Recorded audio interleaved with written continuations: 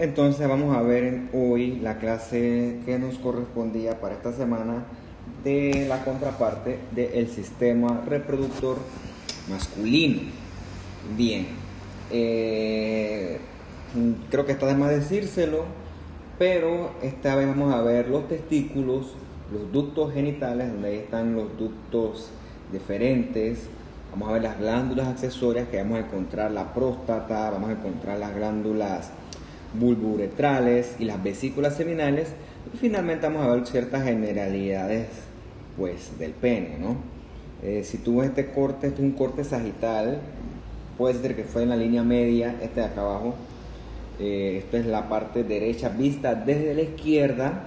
Entonces tú ves aquí, voy a estornudar, perdón. Lo importante es ver aquí las relaciones de las cosas que nosotros ya hemos visto hasta el momento, ¿no? De la sínfisis del pubis, que ya nosotros sabemos que es de fibrocartílago. Tienes acá la vejiga, que ya habíamos visto en nuestra clase del sistema urinario, con su clásico músculo detrusor. Y aquí tienes, pues, el comienzo de la uretra, ¿no? Ves aquí que aquí viene la próstata, ¿no? Esta próstata está atravesada por la uretra prostática. Un poquito más abajo aquí está la parte del esfínter, que es lo que se controla la parte urinaria porque es músculo estriado, eso lo vemos al final de la clase. Y finalmente todo esto termina en la uretra más larga esta, que es la uretra esponjosa. También yo la llamo uretra peniana porque es la del pene, pero también se la llama esponjosa porque es la que pasa a través del cuerpo esponjoso, que lo vemos al final pues de la clase. Vean acá las relaciones con el recto es posterior, por eso es que cuando la próstata crece de tamaño, a grandes rasgos el urólogo, cuando hace el tacto rectal, siente que la próstata, por así decirlo, se abomba hacia el recto. Claro, pues es que no es que tocas la próstata, tocas la sensación de la próstata a través del recto, tocas si tiene nodulitos, estiman un peso, eso usted lo verá cuando rote uro o estudie uro, porque al paso que vamos no estoy seguro qué vaya a pasar con las rotaciones. Y también ven si la consistencia, ¿no? Si es blanda, si está reblandecida, si es firme. Son cosas que orientan a una potencial neoplasia, así porque hay un agrandamiento, pues es neoplásico tanto benigno como maligno. Y entonces, claro, eso va con una clínica, ¿no? Si esto aquí aumenta de tamaño, oye, qué lástima es que se habla tanto de esta imagen, lo hubiera puesto más grande. Si esto próstata aumenta de tamaño, usted por fuerzas mecánicas puede extrapolar que nos va a oprimir la uretra. Por eso es que el paciente tiene dificultad por orinar. Dificultad por orinar que se engloba en un montón de síntomas, siendo el primer síntoma que el calibre del chorro de la orina disminuye, ¿no? Eso se llaman síntomas obstructivos. También él va al baño y orina, y cuando orina siente que sigue con la vejiga llena también. Y la otra cosa es que, como eso sucede, tienes que pararte, pues los hombres con estos síntomas que se llaman prostatismo, tienen que estar yendo a orinar a cada rato, ¿no? Entonces un síntoma clásico es que tú te levantas 6, 7, 8 veces en la noche a orinar, porque es que tú orinas un chorrito y te queda todavía orina residual, porque la próstata está agrandada de tamaño y te aprieta esa uretra, la uretra prostática. Pues por suerte esto es clase de histología. Más aterrizo lo que me corresponde a mí. Como el 80% de la clase vamos a hablar de los testículos, ¿no? Que son los que producen los espermatozoides. Vamos a hablar bastante de la espermatogénesis, y recuerdo que también secretan la testosterona, o sea que la testosterona, el testículo también tiene una función pues endocrina. Estas son generalidades, obviamente, ¿no? Estas son las cosas que yo siento que a usted le puede servir. Esto es mucho más extenso que esto, y bueno, yo creo que yo lo trato de hacer de la forma más práctica posible, porque si no, esto si se quiere poner malo, se pone malo. Yo trato de ponérselo así lo más light posible y lo más útil posible. La testosterona es fundamental para el desarrollo y la maduración de los espermatozoides en un proceso que se llama la espermatogénesis. Yo creo que usted probablemente vio eso también en biología y en embriología. Por lo tanto, esto es una clase complementaria desde el punto de vista histológico, ¿no? También sirven para la diferenciación sexual, en este caso de los organismos machos durante su desarrollo embrionario, y también regula la secreción de gonadotropina a nivel de la hipófisis. Esos son términos que nosotros más o menos manejamos, ¿no? Importante es que todo, por ejemplo, aquí en este corte tienes el testículo acá abajo y ves cómo se conecta con el ducto deferente, ¿no?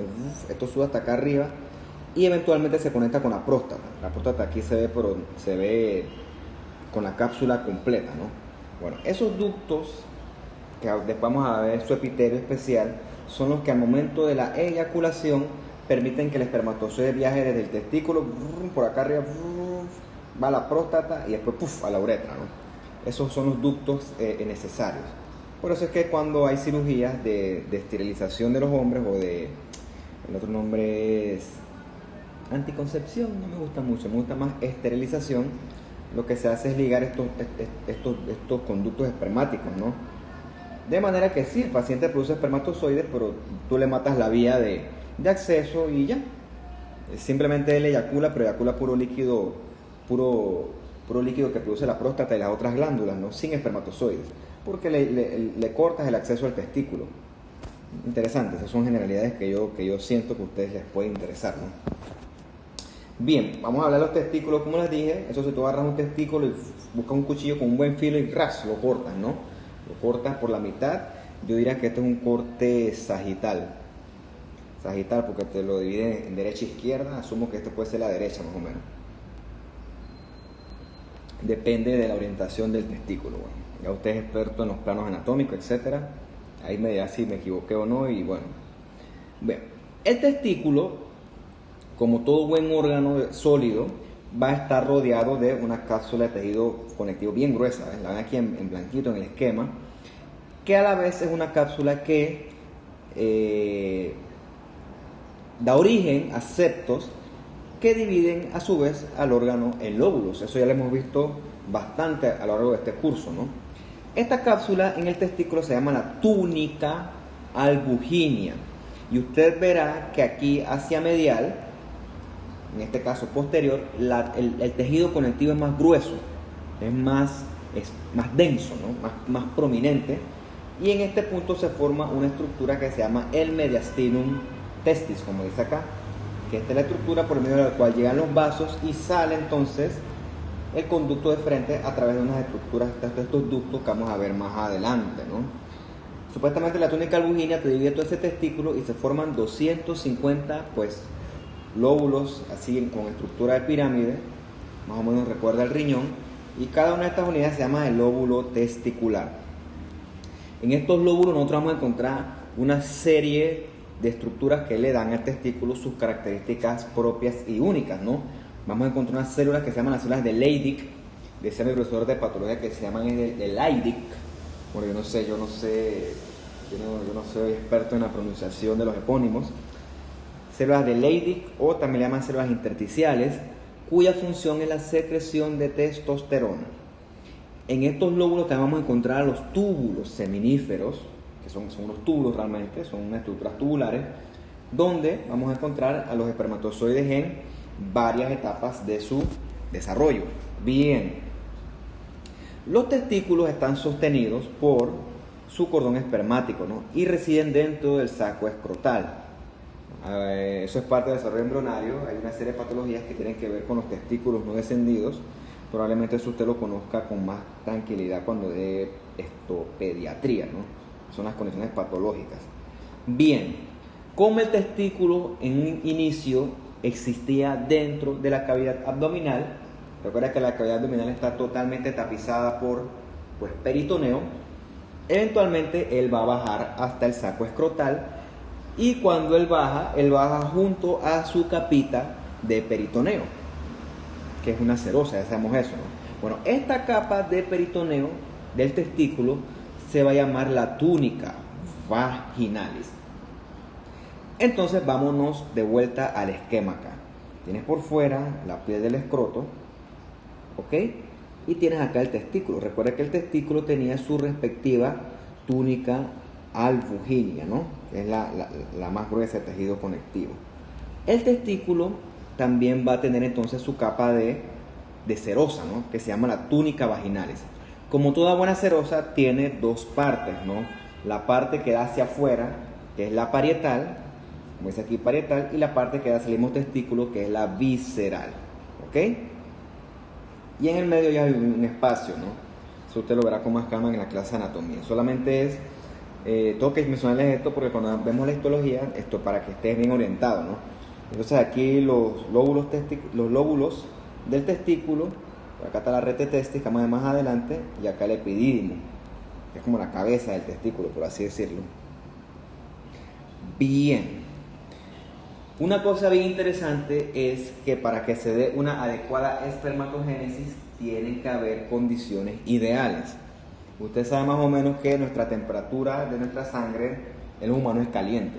Nosotros somos organismos de sangre caliente, más o menos 37 grados. O sea, de repente usted no siente qué tan caliente es eso, pero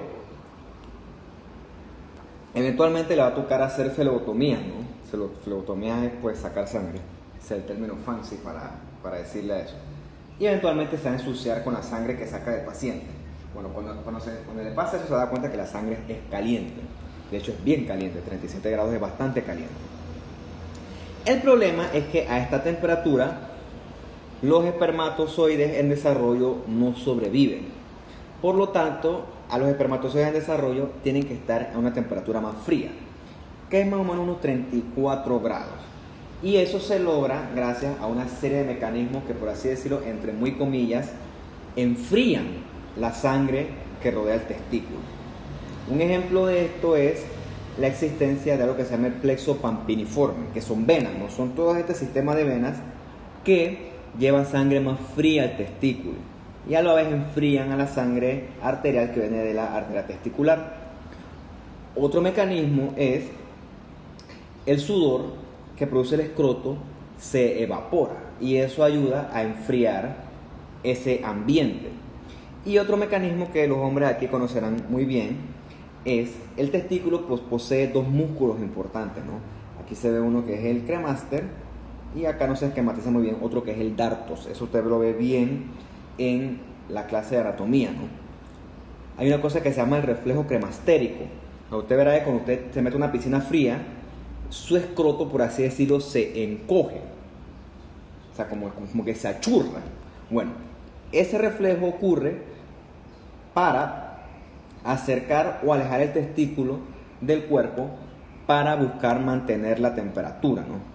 En este caso lo acerca al cuerpo para mantenerlo caliente, ya que usted se metió en una piscina fría, por así decirlo, pero si se mete en un lugar caliente ocurre lo contrario. O sea, es un mecanismo interesante de regulación que son necesarios para poder llevar a cabo una debida espermatogénesis. Obviamente esto no es histología, pero si yo voy a hablar de espermatogénesis tengo que hablar de esto para que pues tenga sentido. Si no, la clase es muy cruda y yo creo que la histología es lo suficientemente cruda por sí para yo hacérselo lo más crudo de lo que es ya. Bien, ahora sí vamos a comenzar con lo que nos compete a nosotros, ¿no? Estos son los túbulos seminíferos. Son estructuras tubulares con una luz central, los cubre un epitelio de muchas capas, o sea, un epitelio estratificado, o mejor dicho, un tejido estratificado porque no son epiteliales todas las células que ves aquí, es un tejido estratificado de varias capas, y este aumento no se ve, por aquí tú encuentras un montón de células de la espermatogénesis en constante división. Pues bueno, estos aquí son espermatozoides, que parecen como unos puntitos así alargados. Eso lo vamos a ver con calma a lo largo de la clase, ¿no? Entre cada uno de esos túbulos hay un espacio en el centro que contiene células. Ese espacio en el centro de cada túbulo se llama el tejido intersticial. Y en ese tejido intersticial, vamos a encontrar varias cosas, ¿no? Fibroblastos, vamos a encontrar vasitos, en este caso capilares tipo fenestrados y algunos linfáticos. Otra cosa que encontramos aquí son unas células grandes rosadas, que aquí las ven muy bien, que se llaman las células de Leydig, o como les dice su nombre, células intersticiales, porque están en el intersticio. Son células rosadas con bastante citoplasma eosinofílico y a veces pueden tener algunos lípidos. Recuerden que estas células de Leydig tienen una función de producir testosterona. Es una pregunta fácil de examen. Y también que esta secreción de testosterona va regulada en la hipófisis por la hormona luteinizante, que ya nosotros conocimos en la clase de reproductor femenino, ¿no? Los hombres también tenemos hormona luteinizante. Ok. El túbulo seminífero de la diapositiva anterior es el sitio por el medio del cual se produce el espermatozoide. Bueno, no pude corregirles este número porque yo no soy muy virtuoso con el uso de las computadoras. Pero bueno, en un adulto joven, que yo también me considero un adulto joven, usted produce 2 por 10 a la 8 espermatozoides diariamente. O sea que 2 seguido de 8 ceros. 2 millones o 2 billones, yo no sé. Imagínese usted, versus los óvulos que producen nuestra contraparte, las mujeres. O sea que compare los números, ¿no? Es un poco injusto. Millones de espermatozoides versus un óvulo. Bueno, eso es lo que se enfrenta. O sea, todos nosotros nos enfrentamos en eso en un momento. Por eso que usted dice que usted es el espermatozoide ganador, ¿no? Porque cuando ocurre la eyaculación, usted se imagina cuántos espermatozoides se liberan. Y de esos 2 millones o 2 billones, no sé, después me corrigen, ya que a usted le gusta tanto eso. Todos los que estamos vivos ahorita mismo fuimos los ganadores. O sea, ganador, pues fuimos los más rápidos, los más adaptados para poder fecundar ese óvulo. Cositas curiosas, ¿no? Cuando usted corta el testículo y lo ve al microscopio, dice que más o menos cada lobulito, que serán estos de aquí, tiene 250.000 túbulos seminíferos, o sea, bastante. Eventualmente estos tubulitos seminíferos se van a conectar a una red más grande de ductos que está acá arriba, que se llama la rete testis. Aquí lo ven, ¿no? Rete testis o la red testicular. A ellos sí conservo el nombre en inglés porque así es como usted lo encuentra casi en todas las bibliografías, la rete testis. Recuerde que la rete testis está constituida principalmente por la túnica albuginia y es parte del mediastinum testis, ¿no? Son un montón de canales que están revestidos de epitelio, eso lo vamos a ver más adelante, ¿no? Luego de esto la rete testis saca unos ductitos, ¿no? O de la rete testis surgen unos ductitos que se llaman los dúctulos eferentes, que van a conectar acá arriba con el epididio. Epididio todo esto acá. El epididio también lo vamos a ver más adelante. Ahorita vamos a centrarnos en el testículo como tal, pero es para que usted se ubique a grandes rasgos con las relaciones anatómicas, ¿no? Aquí está el plexo banquiniforme, que es venoso, versus la arteria testicular. Bien. Esta imagen es del libro, no es para que usted vea todos estos son los túbulos seminíferos. Yo no pongo esta imagen porque mira lo que dice aquí, que dice esto que esto es una HY. Cuando tú dices que esto es una HY, esto me provoca conflictos a mí porque chuleta, si esto es una HY, esto es una HY de la peor calidad. Pero bueno, yo no voy a pelear contra el autor del libro porque yo soy un mortal al lado de esos investigadores. Pero bueno, no es para que usted sepa que yo me baso en mis clases en el libro y que yo me adhiero lealmente al libro. Es para que usted vea cómo todos estos tubulitos eventualmente convergen en esta red de canales que son la rete testis, RT. Todo esto es el mediastinum testis con su aporte importante de túnica albuginia, que es un tejido conectivo bien denso. Sigamos. Bien, en el túbulo seminífero hay este tejido estratificado.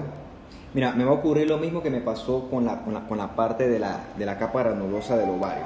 Y esto tiene que ver mucho con la interpretación.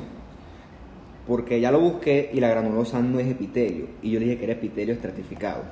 Bueno, ocurre que este tampoco es epitelio, pero en el libro dicen epitelio. Bueno, ya me tocará corregirlo para la próxima clase. Yo diría que esto en vez de ser epitelio germinal, yo le diría tejido germinal o tejido espermatogénico.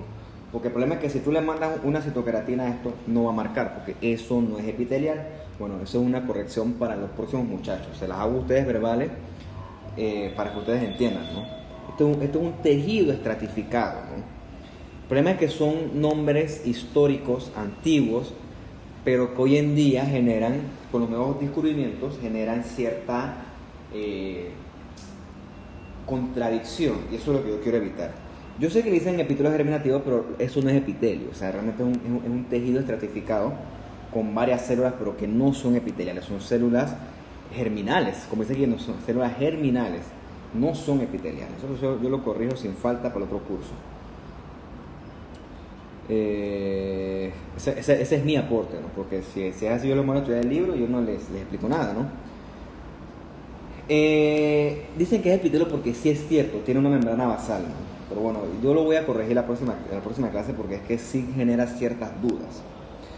El hecho que tenga una membrana basal que se ve muy bien aquí es lo que le da ese nombre de epitelio, pero realmente si tú le mandas una citoceratina, pues eso no va a marcar. Bueno, reflexión, siempre hay que reflexionar.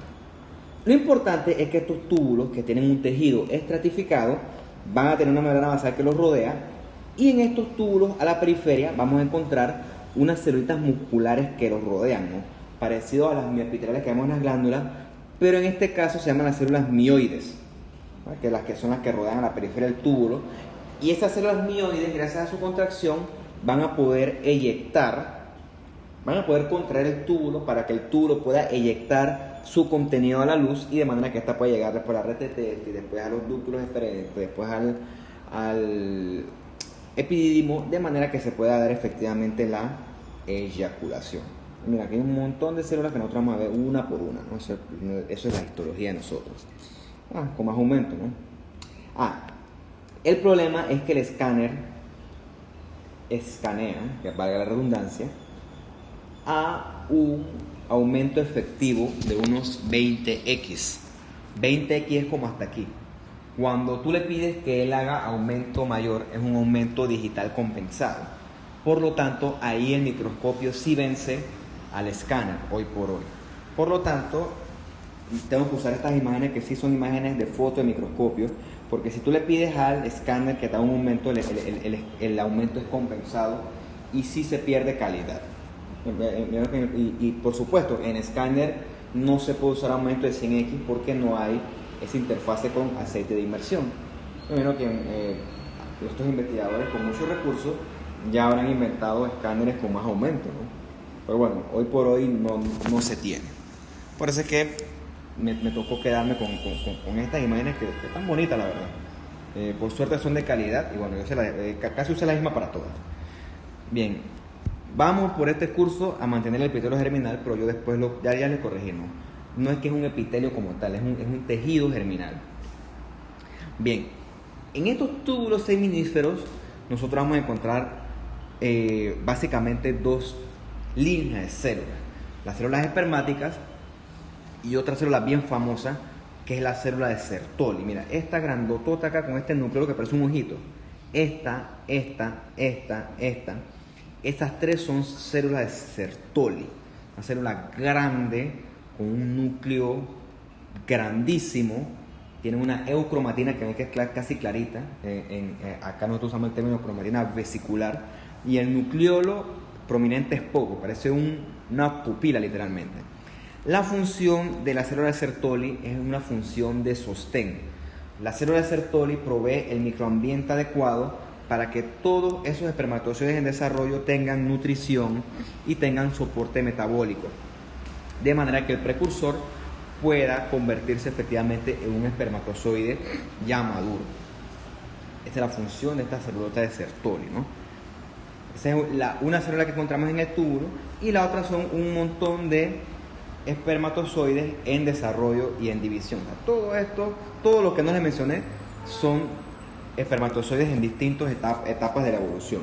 Y miren que ahorita que tengo esta foto con más aumento, estas que se llaman a la periferia son células de músculo isomodificadas, que son las que llaman las células mioides. Sigamos, ¿no? Entonces, con más aumento, tú tienes acá, ¿cómo tú reconoces la Sertoli? Por la prominencia del núcleo. Esta es una Sertoli. Esta es una Sertoli.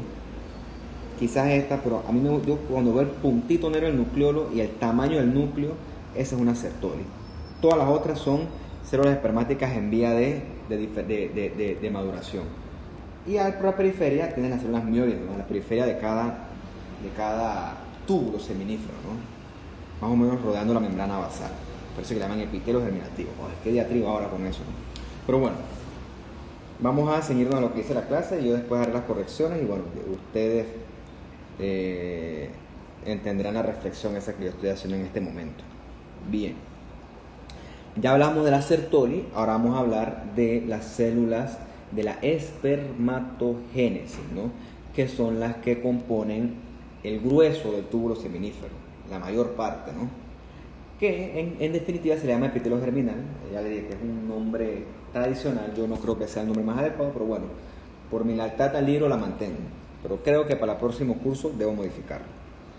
Bien, aunque son paréntesis ahí para ponerle que no son epiteliales, me ha dado rabia eso. Bien, supuestamente desde el precursor del espermatozoide hasta el espermatozoide maduro dura unas 10 semanas eso, ¿no?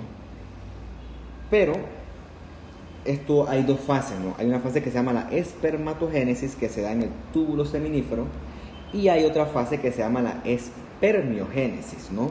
Que es donde el espermatozoide divide sus 46 cromosomas de manera que él pueda crear una célula de 23 cromosomas, que es el espermatozoide ya maduro, que es el que fertiliza el óvulo y forma entonces el 23 más 23, que forma un nuevo individuo de 46.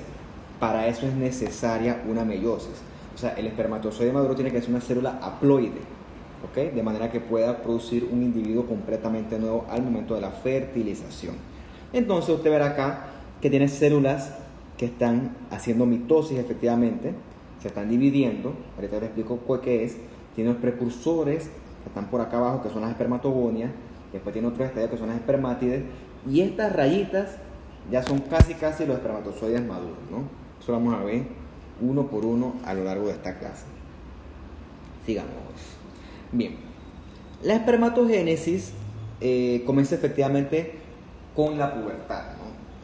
Cuando ocurre este desencadene o este desencadenamiento, no sé cómo se dice, de hormonas, ¿no?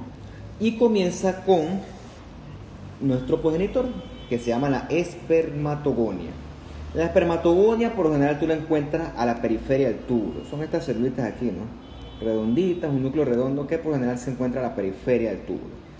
Me parece a mí que esa es la mejor manera de ubicar a la espermatogonia, ¿no?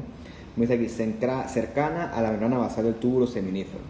Obviamente, ella tiene que estar muy en relación con la célula de Sertoli, que es la que, recuerden, da soporte nutricional y metabólico a todo este proceso, ¿no? Son células con un núcleo redondito, oscuro. Y la primera división de la espermatogonia ocurre a una espermatogonia tipo A y tipo B, como dice aquí. Esas no se las esquematicé porque morfológicamente son idénticas, ¿no? Así que yo me conformo con que nos quedemos con espermatogonias y punto. Bien, la que progresa entonces es la espermatogonia, la tipo B. Esta se divide por mitosis y te va a producir al espermatocito primario. Te lo ven aquí, ¿no? El espermatocito primario es el que efectivamente está en una fase de división. No realmente, pero eso es lo que se ve en cortes histológicos, porque el espermatocito primario, ¿cómo les digo yo? Recuerden que esto es como, el corte histológico es como una foto, es la captura estática de un proceso dinámico, pero por lo general a él se le identifica, está dividiéndose, y ahí le explica por qué sucede esto, ¿ok? Nuestro espermatocito primario, originalmente en el proceso dinámico, se describe como una célula redonda con un núcleo eucromático, ¿no? Pero usted verá que acá en la imagen histológica no es así. Lo que ocurre con él es que él está replicando mucho su DNA, porque él está preparándose para ser eventualmente un espermatozoide maduro. Bueno, cuando él llega a su número adecuado de replicaciones de ADN, él entra en la meiosis, pero entra en un arresto de meiosis. Eso se lo voy a explicar en la otra diapositiva. Por eso es que se ve así, porque él se está replicando, pero llega un punto en el que se detiene y, por así decirlo, se congela. Él tiene que hacer esto porque recuerden que el espermatozoide maduro no puede tener 46 cromosomas, tiene que tener 23. Tiene que producir entonces una célula madura haploide. Bien, para rescatar la imagen aquí, yo creo que es la misma imagen. Todas estas que están aparentemente en división, esta, acá abajo también, todas estas son espermatocitos primarios. Así es como tú las identificas a la hora de ver un corte histológico. Versus las que están acá abajo descansando, que son las espermatogonias, que son las B o las A, morfológicamente es indistinguible, solamente espermatogonia. Y acá arriba ven las células de Sertoli grandototas, ¿no? Con su nucleolo tan prominente. Bien, el asunto es que el espermatocito primario, que es el que se está dividiendo, recuerden que tiene 46 cromosomas, es diploide, ¿no? Este espermatocito primario lo vemos que se está dividiendo en una fase de arresto, que se va a llamar la primera profase meiótica, ¿no? Esto es lo que nosotros vemos en el microscopio. Vemos al espermatocito primario en la primera profase meiótica, como dice aquí bien este cuadro, ¿no? Dice, tú los ves al microscopio por lo general en la primera profase meiótica. Realmente ellos están así, ¿no? Con un núcleo cromático, pero tú los captas es en una imagen de primera profase meiótica. Así es como tú los identificas al microscopio. Si esto se viera en vivo, tú lo verás en distintos estadios de la evolución. Pero como esto es literalmente una fotografía en la que se detiene el tiempo, tú los ves así. Entonces yo le pregunto a ustedes en el examen cuál es el espermatocito que se ve en división o en primera profase meiótica. Digo, ¿cuál es la célula espermática? La respuesta es el espermatocito primario. Son células grandototas, esas son las más llamativas. Ahí se ven los cromosomas como están en división, en una profase, recuerdan, ¿no? La profase que veíamos en la clase, ¿no? Y entonces, pero no son las profases clásicas. Usted ve que esta profase no es igual a esta profase no es igual a esta. O sea, son distintas, porque es un proceso dinámico, pero que está captado literalmente en una fotografía. O sea, hay que tener un poquito de imaginación para entenderlo. Pero bueno, usted identifica al espermatocito primario porque está en su primera profase meiótica. Bien. A manera de esquema, ¿no? Durante la primera profase meiótica, él vuelve a dividirse y entonces te va a formar el espermatocito secundario. Ese no es fácil de ver en los cortes histológicos, por eso es que se lo puse aquí en esquema, ¿no? El espermatocito secundario, a diferencia del primario, este sí es haploide, como dice aquí, tiene 23 cromosomas. Por eso se lo puse aquí, son difíciles de ver en secciones de rutina, por eso me tocó ponerles el esquema. Para utilizarlo, tenemos un inicio la espermatogonia, ella se divide, produce la A y la B, recuerden que la B es la que va a avanzar y va a producir entonces al espermatocito primario. 2N quiere decir que tiene dos juegos de cromosomas, o sea, 2 por 23, o sea, 46. Entonces, el espermatocito primario va a entrar en esa fase de profase meiótica, eventualmente va a madurar a las 3 semanas y va a poder dividirse y realizar la primera meiosis. Y va a producir hasta ese punto entonces a los espermatocitos secundarios, que entonces sí van a tener 23 cromosomas, la mitad. ¿Okay? Vamos a darlo hasta ahí, porque entonces esto continúa. Okay. El espermatocito secundario, que ya les dije que es difícil de ver en misiones de rutina, es el que va a tener 23 cromosomas. Y este se va a seguir dividiendo y va a producir, como dice aquí, ¿no?, otras células haploides de 23 también, que van a recibir el nombre de espermátides. Las espermátides sí se pueden ver en el túbulo seminífero. Son estas aquí redonditas, chiquititas, que están más cerca de la luz del túbulo o del lumen del túbulo. El espermátide o la espermátide, yo creo que será él porque es hombre, pero bueno, las espermátides tienen 23 cromosomas.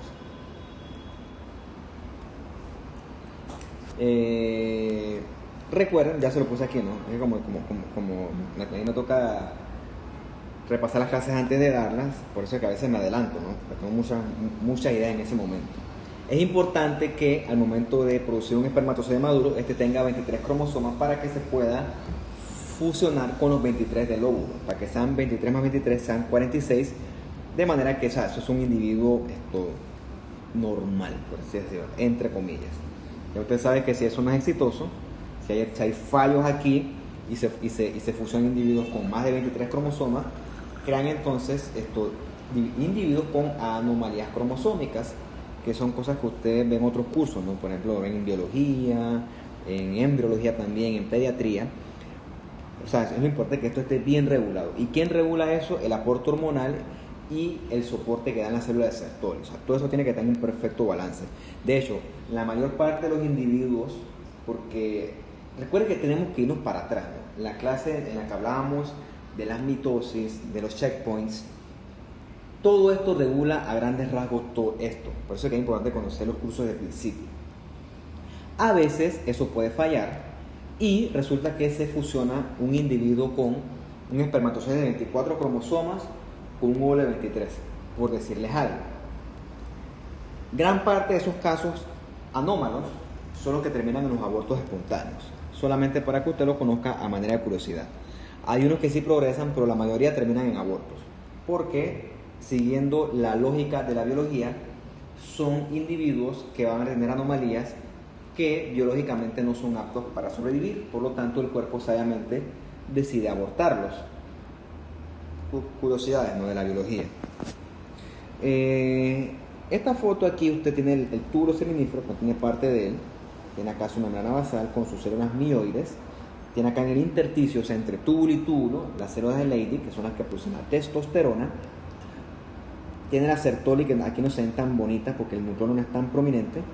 Estas que están en la periferia vendrían a representar las espermatogonias.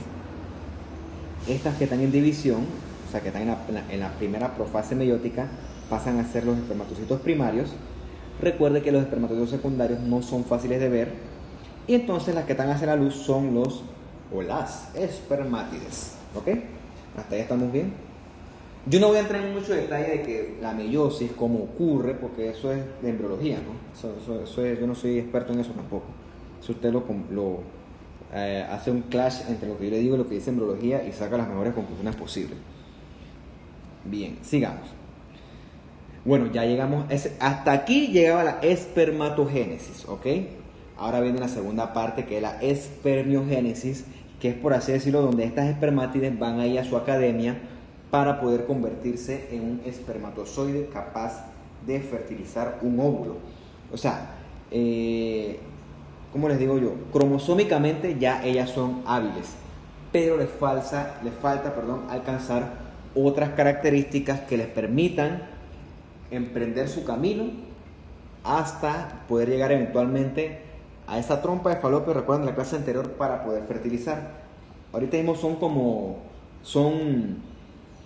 es una célula que está coja, necesita convertirse en un espermatozoide que pueda así transportarse y movilizarse, y no solamente es transporte mecánico, no solamente es moverse, sino que es también tener armas químicas o herramientas químicas que le permitan soportar pHs, le permitan soportar ambientes inhóspitos, le permitan destruir membranas. O sea, son cosas importantes que le permiten a ese espermatozoide poder fecundar ese óvulo.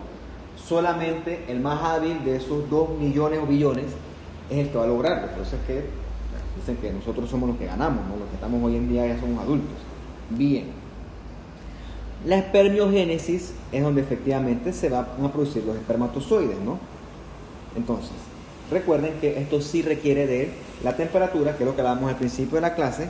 Aquí no hay división celular, aquí lo que hay es, por así decirlo, capacitación del espermátide. Y nuevamente la Sertoli crea un ambiente adecuado para que esto pueda producirse, ¿no? Básicamente aquí tienes a la espermátide, que es esta redondita, y ella va a pasar una serie de procesos para convertirse en el espermatozoide ya conocido, ¿no? Con su colita, que es como un flagelo, que es el que le va a permitir hacer un montón de cosas que esta bolita lamentablemente en este momento no puede hacer. Bien. La espermiogénesis comienza con la espermátide, ¿no? Que ya les dije que es la que está más cercana al lumen del túbulo.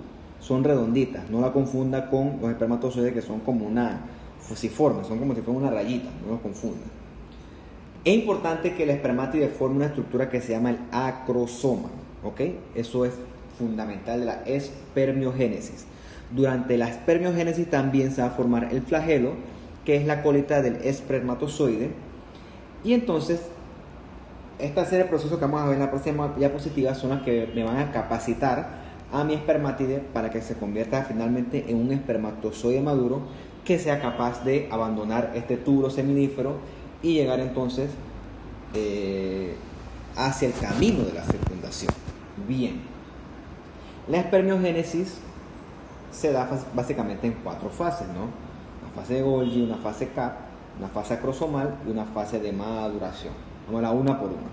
La primera es la fase Golgi, ¿no? Mira, usted tiene aquí su espermátide, núcleo redondito, y ve aquí cómo está en íntima relación en este esquema con la célula de Sertoli, ¿no?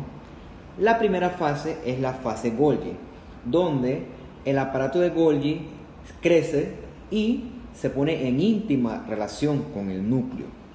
En este momento, este aparato de Golgi comienza a liberar un montón de vesículas intracitoplasmáticas, que en este caso se llaman las vesículas proacrosomales, que se van a fusionar y van a crear esta gorrita, ¿no?, alrededor del núcleo. Esa gorrita se llama el cap acrosomal. El cap acrosomal es el que eventualmente, gracias al citoesqueleto, en este caso a los centriolos, va a formar eventualmente el flagelo, que es bastante parecido a un cirio, o sea, una estructura que sirve para la locomoción de el futuro espermatozoide. Esa es la primera fase, la fase Golgi, con la secreción de las vesículas proacrosomales que en el futuro van a poder organizar la colita del espermatozoide. La siguiente fase es la fase cap, ¿ok? En la fase cap, ese cap acrosomal lo que va a hacer es, vean que acá era cortito, ¿no? Ahora él va a comenzar como a abrazar el núcleo, como dice aquí, va a diseminarse alrededor del núcleo. Y en este momento va a formar una estructura que se llama el acrosoma, ¿no? Como dice aquí, acrosoma cap. El acrosoma, por así decirlo, o como dice en el libro, es una especie de lisosoma, ¿no?, que va a tener enzimas tales como la hialuronidasa y la acrosina. Eso quiere decir que son enzimas con la capacidad de disolver matriz extracelular. Ya usted sabe que el ácido hialurónico es un glucosaminoglicano que es fundamental en la matriz extracelular. ¿Por qué es importante esto? Porque cuando el espermatozoide se encuentra con el óvulo, recuerde que cada uno tiene su respectiva membrana celular. Bueno, el espermatozoide va a usar su acrosoma para liberar enzimas, de manera que estas enzimas, tales como la hialuronidasa, puedan disolver las respectivas membranas con su respectiva matriz, de manera que se puedan liberar. Como así decirlo, ¿no? Se me acaba de ocurrir un ejemplo bien curioso. Al momento de tener relaciones sexuales, uno no puede tener relaciones sexuales con la ropa puesta, es imposible. Uno tiene que quitarse la ropa. Bueno, más o menos así ocurre con el espermatozoide del óvulo. El espermatozoide tiene que liberar las enzimas del acrosoma para que estas dos celulitas puedan quitarse la ropa y puedan efectivamente fusionarse. Probablemente ya lo saben de biología, pero este proceso de disolución de membranas y de estructuras se llama la reacción acrosomal. Eso quiere decir que si nosotros tenemos un espermatozoide con deficiencias de esto, puede llegar todo lo lejos que él quiera.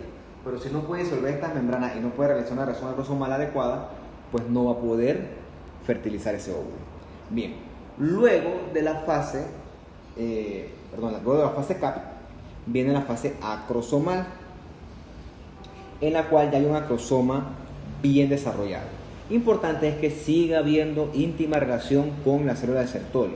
O sea, que la célula de Sertoli es la que está como alimentando todo esto. La célula de Sertoli es como la planta, ¿no? O sea, cuando en un edificio cuando se da luz, se activa la planta. Bueno, más o menos la célula de Sertoli es así. O sea, sin la planta el edificio se detiene. Más o menos así es la célula de Sertoli. Durante la fase acrosomal, la colita, que es esta, comienza a crecer. Ese es el flagelo, ¿no? Y se extiende hacia la luz del túbulo seminífero. En esta fase también el núcleo de este futuro espermatozoide comienza a alargarse, ¿no? Y entonces comienza a, por así decirlo, reemplazar sus enzimas o sus proteínas, por ejemplo las histonas, las reemplaza por unas proteínas que se llaman las protaminas. Bueno, eso no me importa mucho, pues este curso solamente era una cosa curiosa que es más de biología que otra cosa. Durante la fase acrosomal, la colita sigue creciendo, o sea, el flagelo sigue creciendo, y entonces vas a tener mitocondrias que se van a agregar a la pieza media. La pieza media se ve acá, ¿no? Middle piece. ¿Por qué necesitas mitocondrias en el flagelo? Bueno, porque acuérdense que el flagelo es una colita que se mueve, necesita energía. Por eso es que en esa pieza media tienen que movilizarse un montón de mitocondrias que van a ser como el motor, gracias al combustible que es el ATP. Finalmente, en la fase de maduración, el exceso de citoplasma de este espermatozoide ya comienza, hay que deshacerse de él, ¿ok? Y se descarta en forma de un cuerpo residual, o como dice aquí, un residual body, ¿ok? El problema es que hasta este punto el espermatozoide es como un carro, ¿no? Un carro del año, pero sin conductor. O sea, ya tiene la estructura, pero todavía le falta cierta capacitación que se da entonces en las otras estructuras del testículo, ¿ok? Pero él ya está completo y capacitado. Vean que aquí tienes entonces tu espermatozoide con su acrosoma que ayudó a formar el flagelo, pero que también va a tener que contener las enzimas necesarias para romper las membranas al momento de la fertilización. Vean cómo aquí los microtúbulos del citoesqueleto se alinearon para poder dar paso al cambio de esta estructura. Y de aquí como en la colita se le agregaron estos motores que son las mitocondrias para poder ayudar a la movilización de este espermatozoide. Y estaba muy pesado, así que se deshizo de ese exceso de citoplasma para ser más ligero, y ese exceso de citoplasma se ve en forma de cuerpo residual. Pero recuerden que lo importante es que él sigue estando en contacto o en relación con su celulita de Sertoli. Bien, ahora se llama hablar un poquito de la célula de Sertoli, ¿no? Ya que hablamos de los espermatozoides, pero dejamos la Sertoli por fuera. La describió, miren, en este tiempo, 1842. O sea, en ese tiempo había personas brillantes. Yo no sé cómo eran tan inteligentes de describir todas estas cosas con tanta... es impresionante, ¿no? Enrico Sertoli, más o menos en estos años 1842. Impresionante. Ve aquí la relación de la célula de Sertoli con los espermatozoides, ¿no? Vean que están en íntimo contacto. O sea, las células de Sertoli son las que dan el andamiaje a todo el túbulo seminífero, porque nutren y dan soporte a todo eso que hemos hablado nosotros de la espermatogénesis y también la espermiogénesis. Recuerden, eso lo mencioné hasta cansancio, pero son las que dan soporte físico y metabólico, las células de Sertoli. Siguiente. Entonces, las células de Sertoli están también en contacto o en relación con la membrana basal y tienen unas patitas que no se ven aquí, pero por así decirlo, como que ellas agarran como unos tentáculos que se extienden a lo largo de todo el túbulo seminífero y forman una especie como de esqueleto, ¿no? Que mantiene a todas estas células en íntima relación. No se ve aquí en la imagen, obviamente, no es una cosa esquemática. Como si fuera la mamá de los espermatocitos, la Sertoli. Y entonces ella se va a encargar de nutrir y dar soporte a 30-50 células espermáticas. Bueno, ya les hablé de las características morfológicas del núcleo, lo repasan acá. Y vean que la célula Sertoli, como una célula metabólicamente activa, va a tener bastantes organelos, ¿no? Bastante retículo liso, algo de rugoso, va a tener Golgi bien desarrollado y muchas mitocondrias, ¿no? Y recuerden usted la relación de la Sertoli con el resto de sus células espermáticas en desarrollo, ¿no? Ya hemos hablado de esto, vamos a repasarlo nuevamente. Membrana basal con sus células mioides, vas a tener la periferia, las espermatogonias. La que le sigue es el espermatocito primario, que es el que está en la primera profase meiótica, lo ve aquí. Luego estoy en las espermátides, núcleo redondito, oscuro. Ya hasta, a este punto ya son haploides, 23 cromosomas. Y luego comienza la espermiogénesis, donde está la fase de Golgi, fase acrosomal y la fase de maduración, ¿no? Por eso lo revisan con calma, para crear este espermatozoide ya maduro, pero que aún no está totalmente capacitado para fecundar. Le faltan otras cosas que adquiere a lo largo de su trayecto o de su camino. Bien, una cosa importante es que entre la sangre y el túbulo seminífero no hay contacto. Ya tienes aquí un túbulo seminífero esquemáticamente demostrado. Tienes acá el tejido conectivo que lo rodea con sus capilares, pero veas cómo tienes acá con la membrana basal, es una membrana hermética que separa la sangre de esto. Se llama la membrana o la barrera sangre-testis, ¿no? Y está llena de tight junctions herméticas que evitan que haya contacto entre este compartimiento y este. Biológicamente se describe como la barrera más hermética de todos los mamíferos. Más hermética que la de la meninge, más hermética que la del timo, es la barrera más hermética. Y sirve para evitar que el sistema inmune y potenciales patógenos puedan atacar a las células espermáticas. Habiendo dicho eso, eso te indica a ti que biológicamente estamos diseñados para reproducirnos, de manera que diseñamos la barrera más hermética para proteger a las células que van a dar lugar a nuestra descendencia. Muy interesante cómo es esto, ¿no? Tú te puedes morir joven, pero lo importante es que te hayas reproducido, según la biología. Según la biología. Nuevamente acá tienes la Sertoli, ¿no? Que está en relación con todas las células de la espermatogénesis, y también ella se comunica con sus hijas a cargo, no es que son sus hijas, sus hijitas a cargo, se comunica gracias a los gap junction, ¿no? De manera que esto es un proceso bien sincronizado. Interesante, aquí se ven cómo están los espermatozoides, ¿no? Con su colita y su flagelo. Bien. Después se leen esto, las funciones de la barrera sangre-testis. Ustedes entenderán la importancia de esto, ¿no? Ustedes entenderán por qué es importante que esto se mantenga aislado del plasma, porque el plasma carga muchas cosas que pueden afectar la espermatogénesis y la espermiogénesis también. Esta barrera también va a tener la función de concentrar la testosterona para que se pueda dar todo esto de lo que hemos hablado.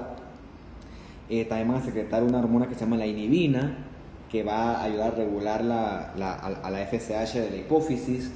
Y otra cosa importante que yo creo que usted vio en embriología, la Sertoli también secreta algo que se llama la sustancia inhibidora mulleriana, ¿no?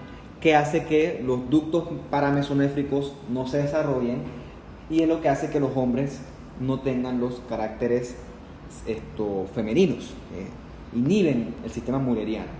Yo me acuerdo que cuando hablan de que el paramesonéfros es el de la mujer, son los Müller de mujer, y los conductos de Wolf, que son los del hombre, ¿no? Si la Sertoli falla, puede que progresen los caracteres femeninos, ¿no? Porque hay veces que los ductos paramesonéfricos persisten. Bueno, ese es ejemplo, yo no me voy a meter en eso. Y finalmente la Sertoli, en relación con la barrera sangre-testis, recuerdan en la espermiogénesis el citoplasma que se desechaba. Bueno, la Sertoli se lo comen, ese cuerpo residual, se lo fagocita. Es curioso eso. Bien, yo creo que con eso ya terminamos esa parte. Vamos a la aplicación médica del túbulo seminífero. Bueno, esto que usted tiene aquí no es la mejor imagen, ¿no? Pero fue la mejor que conseguí. Son polimorfos nucleares, neutrófilos. Recuerda que miden de unas 12 a 15 micras más o menos. Estos son neutrófilos que se comieron gonorreas, que las gonorreas son diplococos. Entonces compare usted la relación del tamaño entre el neutrófilo y la bacteria. Ahora, recuerda cuando dije la vez pasada que una bacteria es del tamaño de un campo de fútbol y un virus es del tamaño de una pelota, o más pequeño.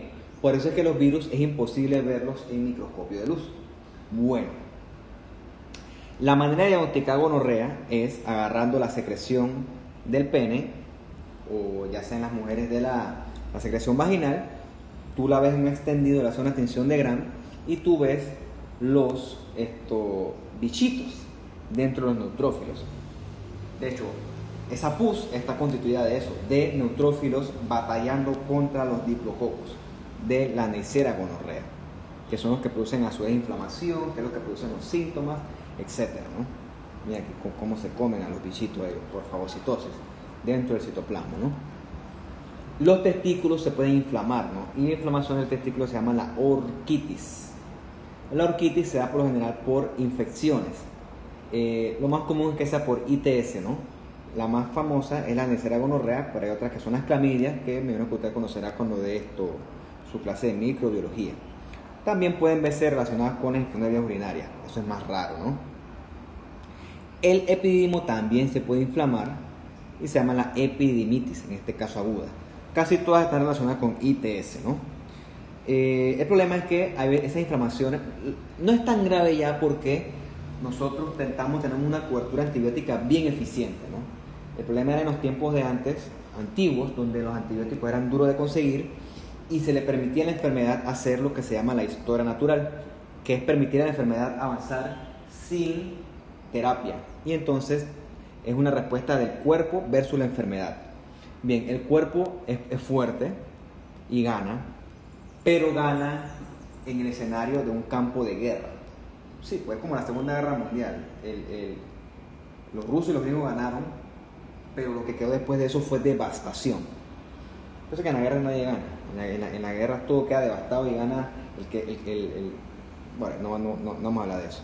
Bueno, entre gonorrea y humano ocurre un campo de batalla, donde el humano sí va a ganar, si es competente, si es inmunocompetente, pero ese gane va a estar llevado por un montón de inflamación, donde el sistema se va a llenar de neutrófilos, de leucocitos, de citoquinas, un montón de inflamación que va a llevar a daño, regeneración, daño, regeneración, daño, regeneración.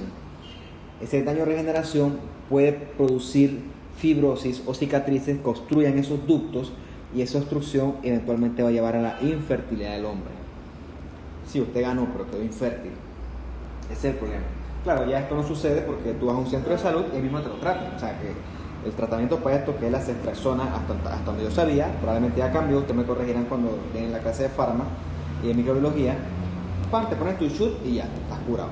Ponte tu condón y aprenda a comportarte como una persona responsable. Tener relaciones sexuales no solamente es andar por ahí a la vida alegre, hay que ser responsable.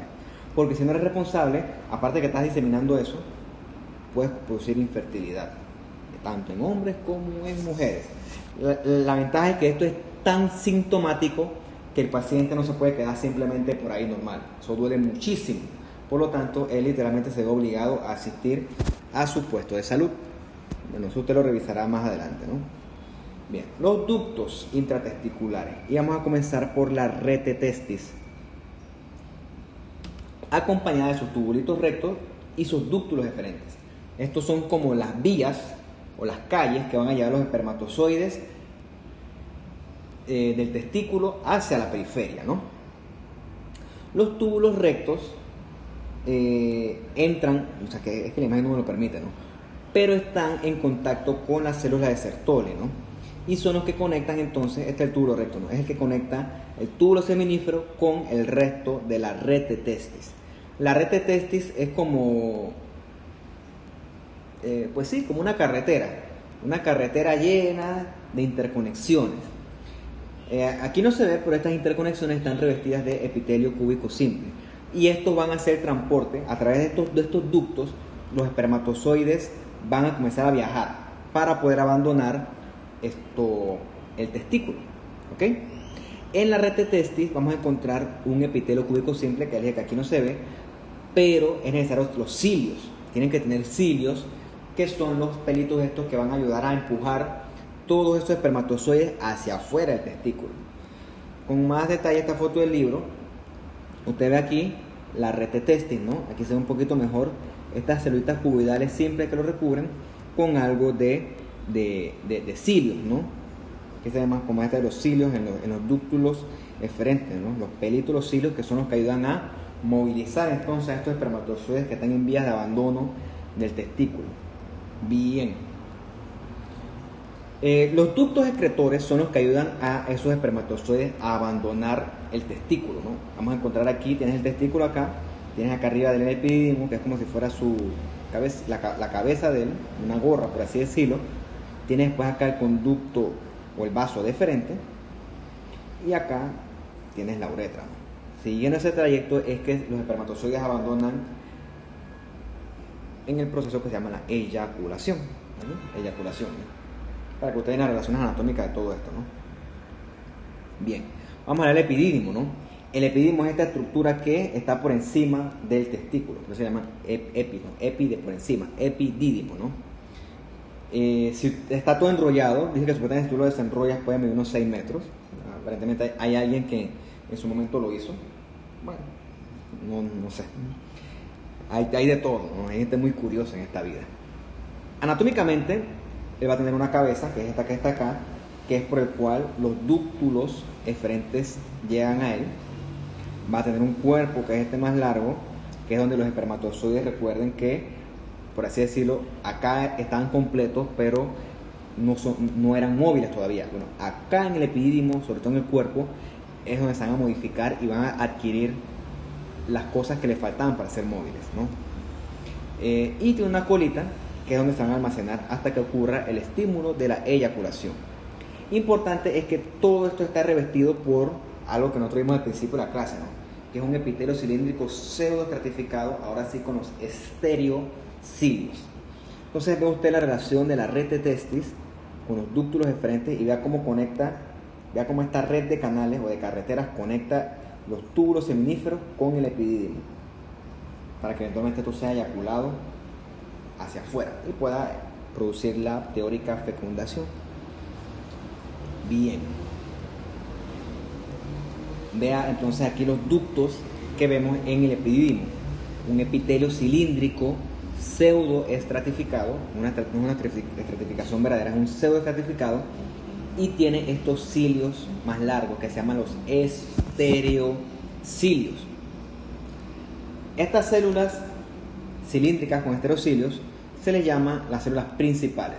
Bueno, el problema es que aquí el que describió esto no era muy creativo, porque tú tienes células principales en el estómago, tienes células principales en la paratiroides y también tienes acá. Faltó algo de creatividad y lamentablemente. Bueno, también se llaman así. Puntos menos para los investigadores.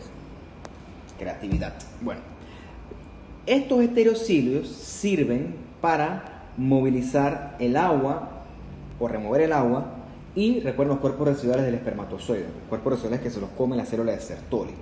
También van a tener una función metabólica importante, ¿no? Secretando un montón de cosas, proteínas, que si lípidos, que si glucoproteínas, que van a ayudar entonces a capacitar a ese espermatozoide. O sea, la secreción de esto es lo que va a ayudar a que el espermatozoide, por así decirlo, se engorde, para que él pueda entonces emprender su trayecto. Es como la fase final de equipamiento de él, ¿ok? Pero estructuralmente ya él es capacitado, tiene que alcanzar entonces un equipamiento metabólico en este caso, ¿ok? Gracias a la célula principal del epidídimo. El epidídimo también tiene esta capa muscular que lo rodea, ¿no? Que esa capa se va a contraer durante la eyaculación en un movimiento que también forma parte de la peristalsis, ¿no? Movimientos involuntarios que van a ayudar a eyectar o favorecer la eyección de esos espermatozoides. Bien, esta imagen es del libro. Ya sé por qué se la dejé. Para que ustedes vieran cómo está este túbulo del epidídimo con sus células principales y vean cómo en la luz de él está lleno de espermatozoides. Bien curioso eso, lleno de espermatozoides está él. Digo, recuerden que hay 2 por 10 a la 8 espermatozoides. O sea, ellos están... O sea, a la medida que hay espermatogonia desarrollándose, todo esto ocurre después de la curvatura en paralelo. Eso ocurre constantemente. Hay un recambio de espermatozoides constante, desde la espermatogonia hasta el maduro. Y todo eso se va renovando constantemente. O sea, en ese sentido los hombres son diferentes a las mujeres, ¿no? Los hombres, la reserva es ilimitada, mientras que en las mujeres la reserva sí tiene un límite. Curiosidad de la biología.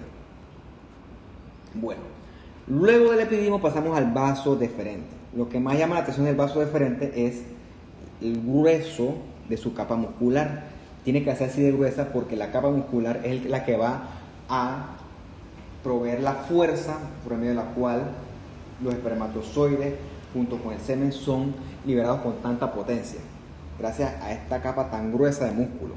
Eso es lo que le da la fuerza a la eyaculación, un papel biológico importante, ¿no? Lo más característico de la base deferente es su capa gruesa. La mucosa también va a estar revestida del epitelio parecido al que vimos en el epidídimo, cilíndrico pseudoestratificado con estereocilios, ¿no? Y va a producir contracciones fuertes o peristalsis fuerte que inclusive va a movilizar ese semen. Acá lo ven contra gravedad, ¿no? Tienen que esto sube, eso va contra gravedad, o sea, para que usted se haga una idea de la potencia de esa contracción, bien fuerte. Bien, vamos a hablar un poquito de las glándulas accesorias, ¿no? Que recuerda que hasta el momento hemos hablado del espermatozoide, pero no de su medio. El medio por el cual el espermatozoide se transporta es el semen. El semen no se produce en el testículo, el semen se produce en las glándulas accesorias. Realmente el semen es la mezcla de espermatozoides con el líquido seminal. El líquido seminal se produce en las glándulas accesorias. Una cosa así de semántica curiosa. Las glándulas accesorias que vamos nosotros a ver aquí son primero las vesículas seminales, la de acá arriba, una vesícula seminal y otra. La próstata, que es esta redondita que ya vimos al principio de la clase, y finalmente las glandulitas bulbouretrales que están aquí.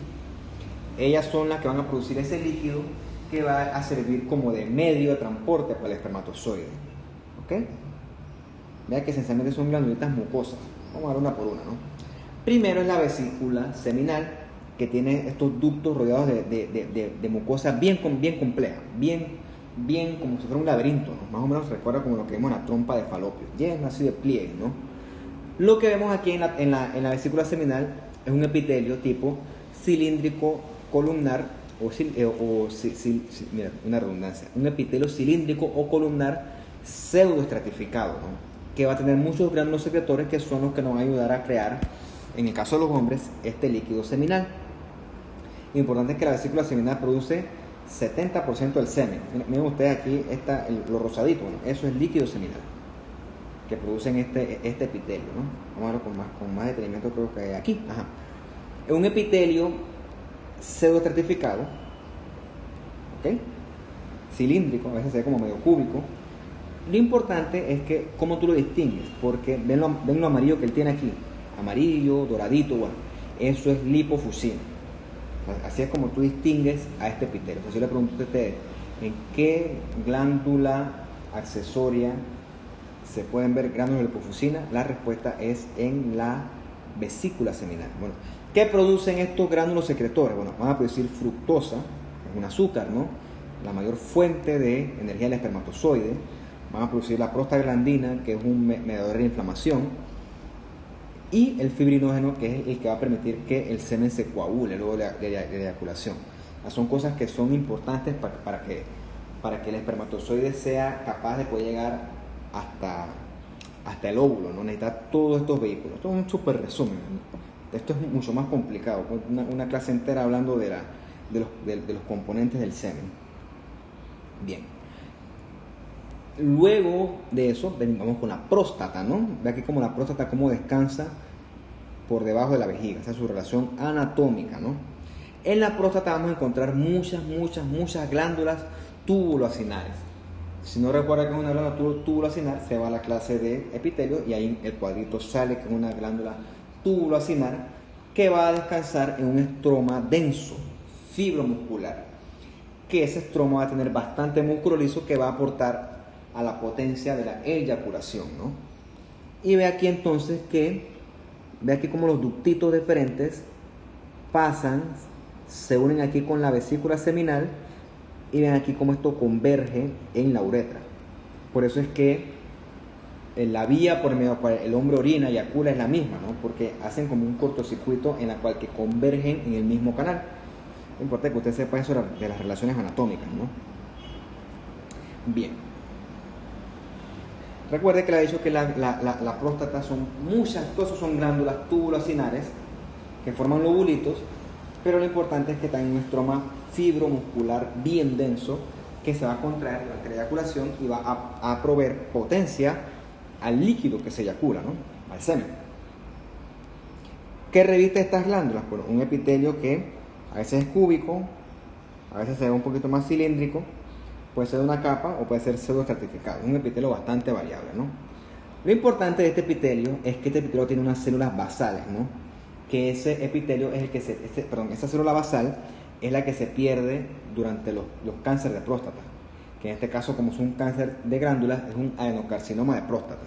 Esa es la manera de identificarlo, porque la célula pierde su membrana basal y entonces eso es lo que le da la capacidad de poder invadir o infiltrar al estroma.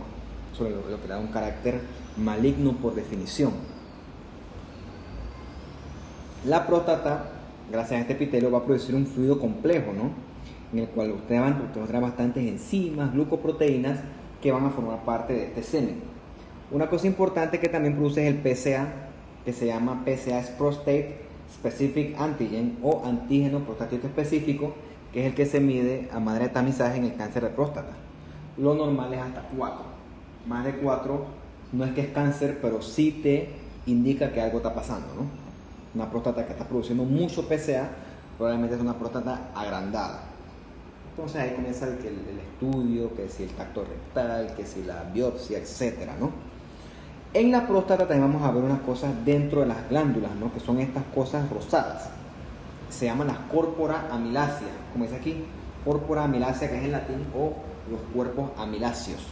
Entonces, característico de la próstata y están constituidos de glucoproteínas y un protoglucano importante que es el caratán sulfato, ¿no? Córpora amilácea. Entonces yo le pregunto a usted, ¿en qué glándula accesoria vemos las córpora amiláceas? La respuesta es la próstata. Y ve usted el epitelio de la próstata, que es bien variable, ¿no? A veces es cúbico, a veces es cilíndrico, a veces hay una capa, a veces hay más de una capa. Por eso es que aquí la descripción es más o menos vaga, porque es un epitelio que es variable. Pero lo importante es que siempre debe tener células basales y su estroma fibromuscular bien denso. Bien, finalmente las glándulas bulbouretrales, son estas amarillitas que están aquí, su epónimo son glándulas de Cowper, ¿no? Y están en relación con el diafragma urogenital, que este es el voluntario, ¿no? Este es el que uno relaja o contrae cuando va a orinar, el músculo estriado que está aquí. Entonces, la glándula bulbouretral o la glándula de Cowper, cuando se la da al microscopio, son glándulas mucosas, mucosecretoras simples, igualitas a las que vimos en la glándula de Brunner del duodeno, igualitas a las que vimos en la glándula de von Ebner de la boca, igualitas a las que vemos en las glándulas salivares mayores. Mira, ¿ves? Son igualitas, morfológicamente son idénticas. Glándulas tubulares que son mucosecretoras, ¿no? Y aquí la relación de la glándula de Cowper con el músculo estriado que la rodea. Bien, la función de ella es secretar ese moco que va a servir para lubricar el semen, de manera que este pueda pasar con mayor facilidad al momento de la eyaculación, ¿no? Esta glandulita también está en relación con unas glándulas que están alrededor de la uretra. Esas no las conseguí imagen, que se llaman las glándulas de Littré o las glándulas periuretrales, que también son glándulas mucosas que van a servir para crear ese moco que va a ayudar a lubricar el paso del espermatozoide y del semen durante la eyaculación.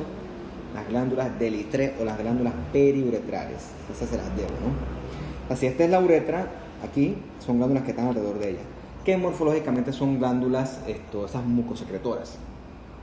Es decir, si tú me pones a mí una glándula de Cowper, así, en mucho aumento, versus una glándula de Brunner, morfológicamente son idénticas. Yo necesito identificar las otras relaciones para decirte cuál es cuál.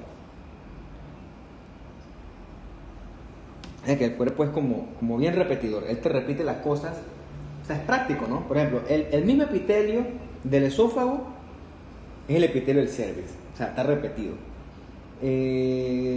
Otra cosa, el mismo músculo liso del colon es el músculo liso, pues, del útero, también te lo repite. Las mismas glándulas, los mismos vacinos serosos son los mismos de la glándula cerebral mayor que del páncreas exocrino. O sea, él te lo repite, ¿no? Pero te crea las combinaciones que son las que te dan las distintas variantes anatómicas con sus respectivas funciones. Es bien cuando tú ves la histología como un todo, a tu visión de la medicina cambia y se modifica. Y entonces ya tú ves al cuerpo humano como un todo.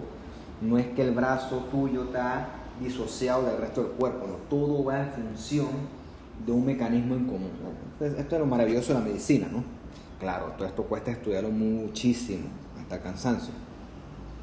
Bien, para hablar un poquito del pene, ¿no? El pene básicamente está constituido de 3 masas cilíndricas de tejido eréctil, ¿no? Que son 2 cuerpos cavernosos y un cuerpo esponjoso. El cuerpo esponjoso es el que contiene a la uretra esponjosa, como dice aquí, sponge uretra, ¿okay? Con su respectivo recubrimiento de piel. Estos cuerpos todos son canales vasculares que, dependiendo de si hay erección o no, están llenos de sangre o menos llenos de sangre, ¿no? Porque después quedan vacíos. Sí, ve las glándulas de Littré, para dar un poquito de más. Alrededor de esta uretra se ven unas glandulitas mucosas que son las glándulas periuretrales. Obviamente aquí no se ven. A ver, acá. No, bueno, me quedé corto. Después se las enseño, no, solamente para que supieran, ¿no? Es que ya me acuerdo, es que no conseguí imágenes claras. Se llaman las glándulas periuretrales, que van a ayudar a secretar algo de moco que va a facilitar el paso de semen a través de esta uretra esponjosa. Las glándulas periuretrales o las glándulas de Littré, ¿ok? Entonces yo les puedo preguntar, ¿en cuál estructura del pene se encuentran las glándulas de Littré? La respuesta es en la uretra esponjosa o alrededor de la uretra esponjosa. También se llama uretra peniana, porque está en el pene. Bien.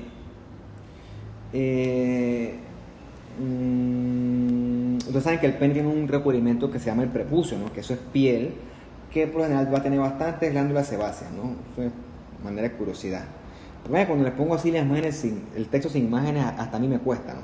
Bueno, eso son generalidades, porque yo supongo que usted va a ver esto en otros cursos, pero sé que tampoco, ya llevo 75 minutos, ¿no? Tampoco me puedo quedar aquí hablando 3 horas de cosas que usted verá después. Bien, lo que sí me interesa es que conozcan que los cuerpos cavernosos son un montón de canales vasculares que van a tener una cápsula gruesa de tejido conectivo que también se va a llamar, como en el testículo, de túnica albuginea. ¿Ok?